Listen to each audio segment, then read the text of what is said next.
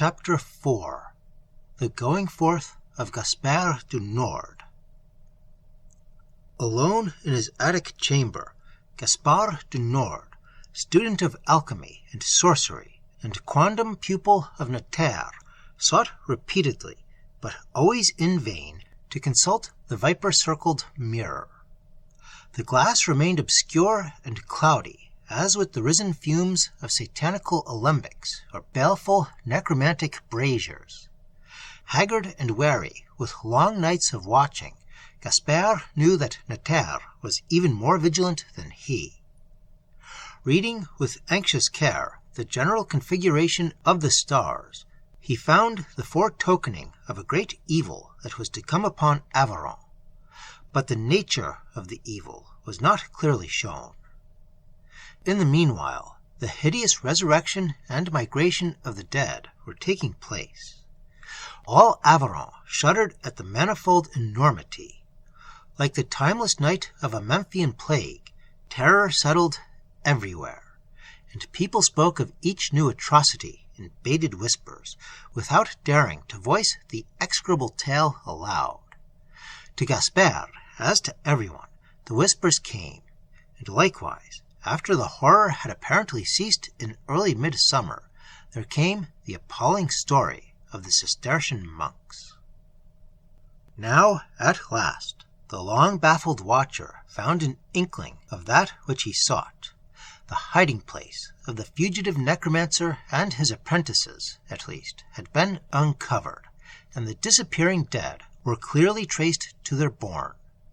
But still, even for the percipient Gaspard, there remained an undeclared enigma, the exact nature of the abominable brew, the hell-dark sorcery that Notaire was concocting in his remote den. Gaspard felt sure of one thing only: the dying splenetic dwarf, knowing that his allotted time was short, and hating the people of Aveyron with a bottomless rancor, would prepare an enormous and maleficent magic without parallel. Even with his knowledge of Notaire's proclivities and his awareness of the well-nigh inexhaustible arcanic science, the reserves of pit-deep wizardry possessed by the dwarf, he could form only vague, terrifical conjectures anent the incubated evil. But, as time went on, he felt an ever-deepening oppression, the adumbration of a monstrous menace, crawling from the dark rim of the world. He could not shake off his disquietude, and finally he resolved, despite the obvious perils of such an excursion, to pay a secret visit to the neighborhood of Ylourgne. Gaspard, though he came of a well-to-do family, was at that time in straitened circumstances, for his devotion to a somewhat doubtful science had been disapproved by his father. His sole income was a small pittance, purveyed secretly to the youth by his mother and sister. This sufficed for his meagre food, the rent of his room, and a few books and instruments and chemicals, but it would not permit the purchase of a horse, or even a humble mule, for his proposed journey of more than 40 miles. Undaunted, he set forth on foot, carrying only a dagger and a wallet of food. He timed his wanderings so that he would reach Ylourgne at nightfall in the rising of a full moon. Much of his journey lay through the great lowering forest, which approached the very walls of Villon on the eastern side and ran in a sombre arc through Aveyron to the very mouth of the rocky valley below Ylourgne. After a few miles, he emerged from the mighty wood of pines and oaks and larches, and thenceforward, for the first day, followed the river Iswile through an open, well-peopled plain. He spent the warm summer night beneath a beech tree in the vicinity of a small village, not caring to sleep in the lonely woods where robbers and wolves, and creatures of a more baleful repute, were commonly supposed to dwell. At evening of the second day, after passing through the wildest and oldest portion of the immemorial wood, he came to the steep, stony valley that led to his destination. This valley was the fountainhead of the Iswile, which had dwindled to a mere rivulet. In the brown twilight between sunset and moonrise, he saw the lights of the Cistercian monastery, and opposite, on the piled, forbidding scarps, the grim and rugged mass of the ruinous stronghold of Ylourgne, with wan and wizard fires flickering behind its high embrasures. Apart from these fires, there was no sign of occupation, and he did not hear at any time the dismal noises reported by the monks. Gaspard waited till the round moon, yellow as the eye of some immense nocturnal bird, had begun to appear above the darkling valley. Then, very cautiously, since the neighborhood was strange to him, he started to make his way toward the somber, brooding castle.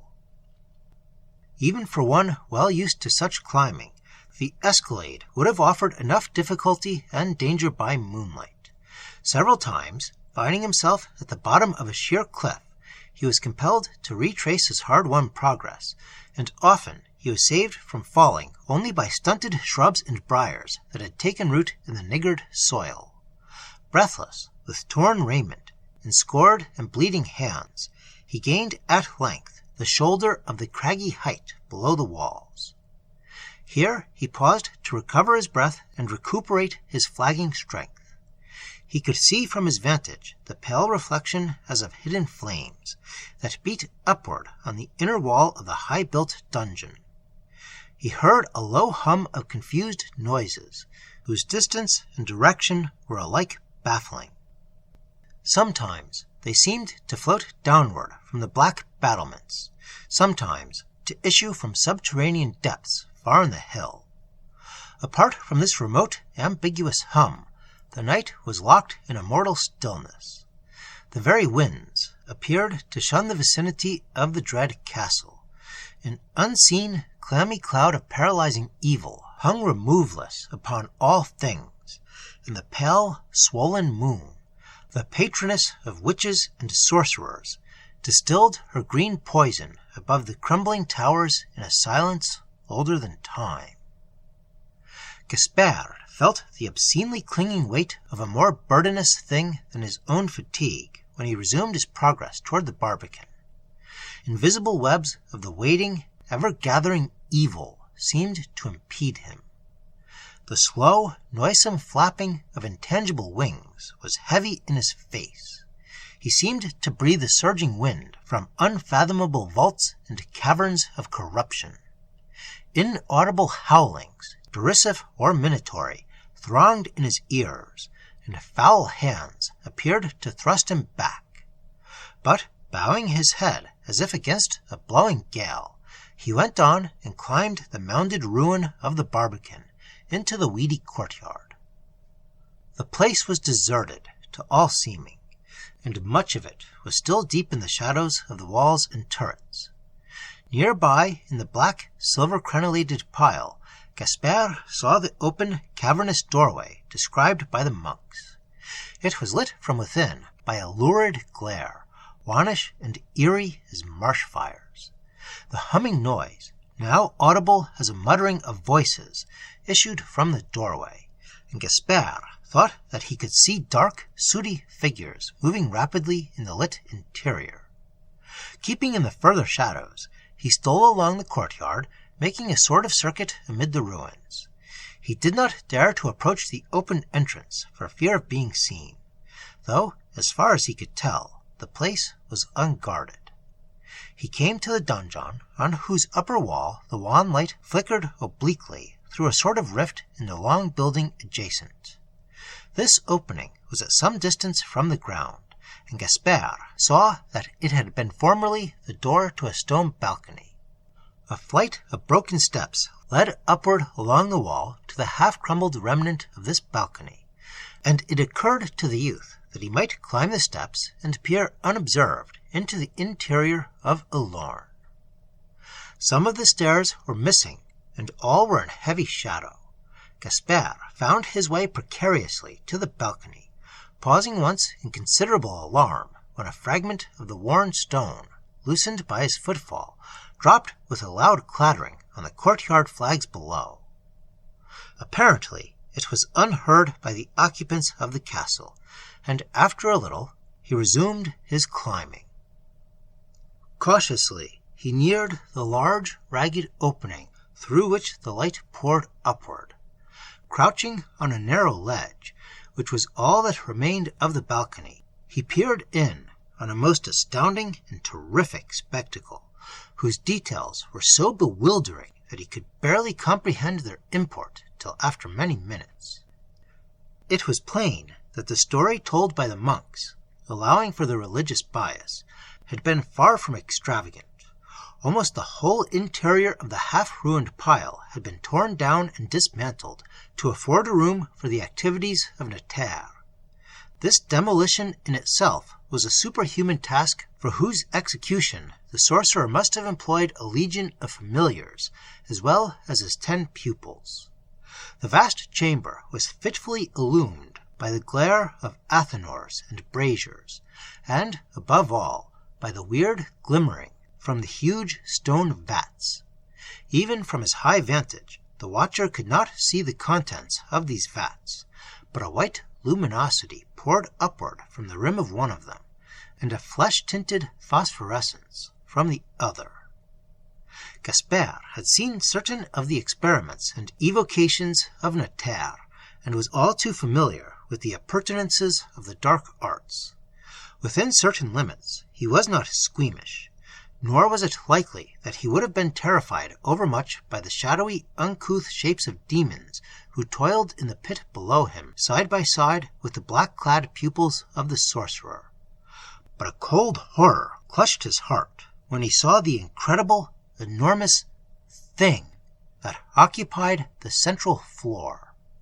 The colossal human skeleton, 100 feet in length, stretching for more than the extent of the old castle hall. The skeleton, whose bony right foot the group of men and devils, to all appearance, were busily clothing with human flesh. The prodigious and macabre framework, complete in every part, with ribs like arches of some satanic nave, shone as if it were still heated by the fires of an infernal welding. It seemed to shimmer and burn with unnatural life, to quiver with malign disquietude in the flickering glare and gloom. The great finger bones, curving claw-like on the floor, appeared as if they were about to close upon some helpless prey. The tremendous teeth were set in an everlasting grin of sardonic cruelty and malice. The hollow eye sockets, deep as Tartarian wells, appeared to seethe with myriad mocking lights, like the eyes of elementals swimming upward in obscene shadow. Gaspard was stunned by the shocking and stupendous phantasmagoria that yawned before him like a peopled hell. Afterwards, he was never wholly sure of certain things, and could remember very little of the actual manner in which the work of the men and their assistants was being carried on. Dim, dubious, bat-like creatures seemed to be flitting to and fro between one of the stone vats and the group that toiled like sculptors, clothing the bony foot with the reddish plasm which they applied and molded like so much clay. Gaspard thought, but was not certain later, that this plasm, which gleamed as if with mingled blood and fire, was being brought from the rosy-litten vat in vessels borne by the claws of the shadowy flying creatures. None of them, however, approached the other vat, whose wannish light was momently enfeebled, as if it were dying down. He looked for the minikin figure of Notaire, whom he could not distinguish in the crowded scene. The sick necromancer, if he had not already succumbed to the little-known disease that had long wasted him like an inward flame, was no doubt hidden from view by the colossal skeleton, and was perhaps directing the labors of the men and demons from his couch. Spellbound on that precarious ledge, the watcher failed to hear the furtive, cat-like feet that were climbing behind him on the ruinous stairs. Too late, he heard the clink of a loose fragment close upon his heels, and, turning in startlement, he toppled into sheer oblivion beneath the impact of a cudgel-like blow, and did not even know that the beginning fall of his body toward the courtyard had been arrested by his assailant's arms.